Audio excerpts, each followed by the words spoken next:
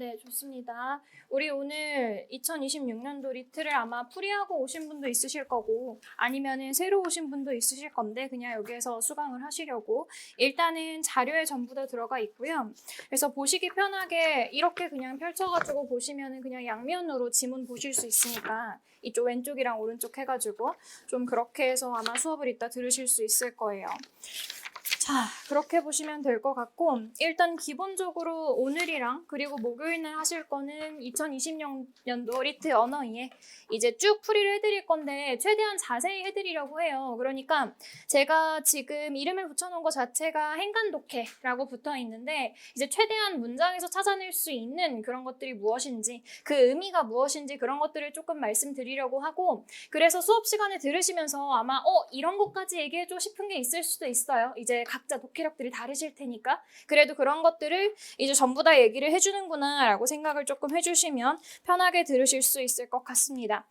자, 일단은 우리 먼저 첫 번째 질문 나가기 전에 간단하게 수업 어떻게 진행할지를 먼저 말씀드리는 게 조금 더 좋을 것 같아요. 그래서 제가 어떤 방식으로 수업을 할 건지 그런 것들을 먼저 말씀을 드리고 시작을 하겠습니다. 일단 양력 같은 건 아마 이제 홈페이지에서 보실 수도 있으실 거고 아니면은 나중에 OT 영상이나 그런 걸 보셔도 간단하게 보실 수 있을 거니까 그건 생략하고 지나가도록 하겠습니다. 그래서 우리가 수업 시간에 가장 먼저 제가 내세울 게 무엇인지 말씀을 드리면 우리 독해 방법론을 조금 최소화하자라는 게 지론이에요. 자, 독해 방법론을 최소화하자라는 거는 아마 이제 구조적으로 독해하시는 분도 있으실 수 있을 거고 아니면은 왜 우리 국어 배울 때도 많이 하잖아요. 수능 국어 할 때도 뭐 세모치고 네모치고 이런 것들 많이 작업을 하시는데 그런 것들을 조금 최소화하자는 얘기입니다. 아예 사용을 안 할 수는 없어요. 왜냐하면 글을 읽을 때 어차피 독해랑 구조랑 같이 갈 수밖에 없는 구조거든요. 그런데 저 같은 경우에는 독해를 조금 더 밀어붙이는 경향이 있다라고 생각을 해주시면 되고 강사마다 도구로 이제 도구를 조금 더 많이 사용하는 강사 그리고 독해력을 조금 더 많이 사용하는 강사가 있다라고 생각을 해주시면 돼요. 그래서 일단 저는 독해력을 기반으로 해서 어차피 그런 구조 독해나 그런 것들 해봐도 기억이 잘 안 나니까 실전에 들어가면 그래서 어떤 방식으로 글을 읽어 나갈 건지 그런 것들을 조금 말씀을 드리려고 합니다. 그래서 도구를 조금 최소화시키자라는 거예요. 이거 해봤자 어차피 기억 안 나니까 그래서 그거를 최소화시켜서 말씀을 드릴 거고 그 다음에 글의 구조 자체를 얘기를 할 거기는 합니다. 그러니까 왜냐하면 이 문제 자체가 리트 언어이해라는 게 들어오세요. 그 리트 언어이해라는 것 자체가 교수님들이 들어가서 문제를 출제하는 거잖아. 그러니까 교수님들이 문제를 내실 때 자기한테 가장 익숙한 방식이 뭐냐면 논문의 방식으로 글을 쓰는 거예요. 그러면은 그 논리가 흘러가는 방식을 알고 있으면은 사실 뒤쪽에 어떤 방식으로 얘기가 나올지 이따 간단하게 말씀을 드릴 겁니다. 그거를 파악하기가 쉬울 거란 얘기죠. 그래서 우리 글의 구조를 배우긴 하겠지만 특강이니까 그거는 최소화를 좀 시키도록 하고요. 그래서 글의 구조를 조금 최소화시키고 구조는 정말 최소만 배울 겁니다. 그 다음에 이제 독해력을 기르자라는 얘기입니다. 이런 걸 근데 길게 얘기해봤자 어차피 이거를 외우고 들어가신다거나 그럴 게 아니니까 그냥 이 정도로만 소개를 간단하게 말씀을 드리고 최대한 상세하게 설명을 드릴 걸 약속을 드리는 걸로 그렇게 해서 시작을 하는 걸로 하면 좋을 것 같습니다. 자, 그래서 우리 지금 상태로 보시면은 일단 지금은 9월이잖아요. 그러니까 아직은 공부가 조금 이르다라고 생각을 하실 수 있을 건데 이게 이제 마지막 이것까지만 얘기를 하고 문제풀이 바로 들어갈게요. 우리 9월에서 10월에서 만약에 내가 시작을 하고 싶다 라고 한다면은 이 여기 같은 경우에는 지금 속도에 신경 쓰실 단계는 아니고요. 가장 먼저 뭘 하셔야 되냐면 여기에서 정답률을 높여주셔야 돼요. 이게 뭔 소리냐면 내가 만약에 집에 가서 시간이 엄청 많을 때 이거를 시간을 쭉 투자를 해가지고 지문을 읽어보면은 풀리는 문제도 물론 많을 거예요. 그러니까 이제 시험을 보고 오셨겠죠. 그런데 만약에 내가 이제 시간을 쭉 가지고 봤을 때 그 생각보다 안 풀리는 문제들이나 아니면은 얘가 정확하게 답이 안 걸리는 지문들이 조금들 있을 거거든요. 그러니까 그런 애들 같은 경우에는 이제 내가 아예 그 지문을 독해 자체를 못한 거죠. 그러니까 내가 정답률 먼저 끌어올리고 그 다음에 9, 10월 한 11월, 12월도 사실은 일단 저는 여기까지는 조금 정답률을 높이는 데 집중해도 된다고 생각을 합니다. 그 다음에 1월부터 들어가는 것들에서 여기에서부터 이제 문제 연습을 같이 가져가면서 여기에서 속도 조절을 같이 이제 조절을 해 나가시는 거. 그런 방식으로 나가시는 게 가장 이상적으로 마치실 수 있을 거예요. 그러니까 일단 오늘은 조금 상세하게 지금 어떤 수업이라고 생각을 하고 가져왔냐면 9월, 10월에서 11월, 12월 정도 수업이라고 생각하고 이제 제가 갖고 왔거든요.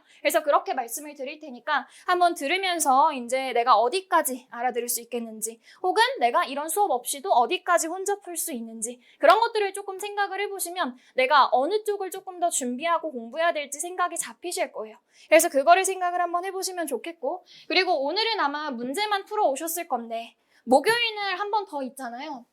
그래서 수업 끝나면서 목요일까지 어떻게 좀 작업을 해오면 좋을지 그것도 수업을 하면서 말씀을 드릴 테니까 이렇게 하면 숙제 같아서 싫으실 텐데 그래도 한번 그렇게 해서 들어보시면은 조금 도움이 되실 거라고 생각이 듭니다. 자, 여기까지 해서 일단 그냥 개요를 마치도록 하고요. 자, 뒤로 넘어가서 이 본문을 보기 전에 계속 보기 전이래, 그쵸?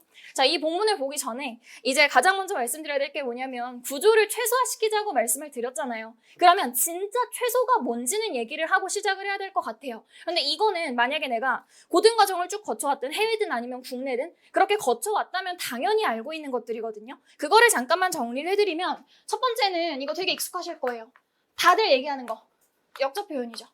이거 예시를 써드릴 필요는 없을 것 같아요. 그러나 하지만 이런 것들 쭉쭉 나오는 것들 있잖아. 그런 표현은 무조건 짚고 넘어갈 거고요. 왜냐면 이따가 본문에서도 보시겠지만 그 논리 자체는 무조건 적용이 돼요. 역접 다음에 내가 얘기하고 싶은 게 나오는 거. 요거는 다들 아실 테고. 그 다음에 두 번째로 주목해 주셔야 될 게 뭐냐면 우리 예시에 조금 주목을 해줍시다. 근데 예시는 뒤에 나오는 게 중요해서 주목하자라는 게 아니라 굳이 예시를 끼워 넣었다는 거는 무슨 뜻이죠? 그거는 내가 앞에서 이해가 잘 안 되니까 이거라도 너네한테 주겠다라는 얘기거든. 그러니까 여기에서는 되도록이면 이해와 힌트 위주로 가져가셔야 돼요. 자, 키워드는 역접 표현 같은 데서 잡으시는 거예요. 그 다음에 키워드 또 잡으셔야 될 게 뭐냐면 이렇게 세 가지만 얘기할 겁니다. 마지막으로 즉, 따라서 같은 애들. 결론이죠. 다시 얘기해서.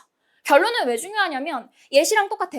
굳이 앞에 나왔던 거를 한 번 더 즉이나 따라서로 정리해준다? 이거는 무슨 뜻이냐면 너네 이거 앞에서 제대로 이해 못했지? 그러니까 한 번 페어프레이징을 해주겠다 이 얘기예요. 결론에서. 그래서 즉이나 따라서나 마지막에 정리해주는 것들 그런 것들에서도 키워드를 조금 잡아가시면 좋습니다.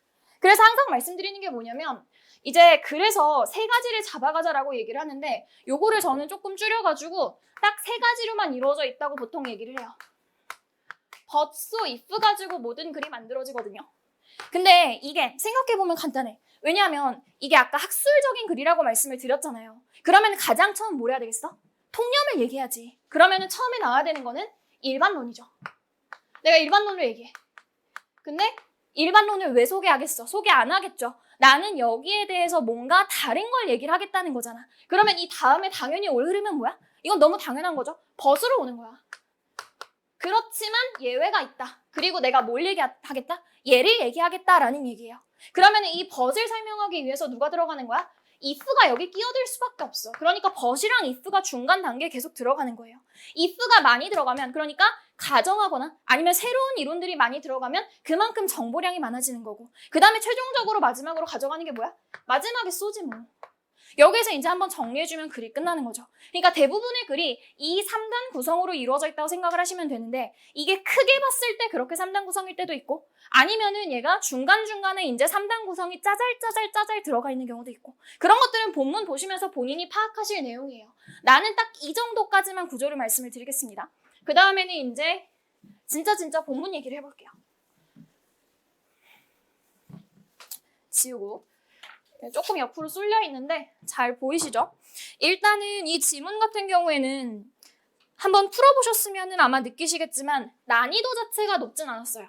근데 이거 조금 아쉬운 지문인 게 뭐냐면 지문 구성은 진짜 좋거든? 지문 구성은 진짜 좋고 얘기할 것도 진짜 많았는데 얘가 선지를 너무 쉽게 내버려가지고 이제 그런 것들을 한번 확인을 해보시면 좋을 것 같아요. 우리 얘는 집에서 읽어왔다라는 걸 전제로 하고 조금 얘기를 해볼게요. 조금 있다가 두 번째 나올 저기 누구니? DMN 지문 같은 경우에는 이제 조금 이따 잠깐 뭔가를 써볼 시간을 드릴 거예요. 그때 가서 한번 연습해 보시는 걸로 하고 여기서부터는 그냥 내가 그대로 말씀을 먼저 드려도 괜찮을 것 같아요. 자, 법학 전통에서. 자, 그럼 법학 전통에서라고 시작을 하니까 대체로 자연은 인간에게 유용한 것들의 총체이자 집단,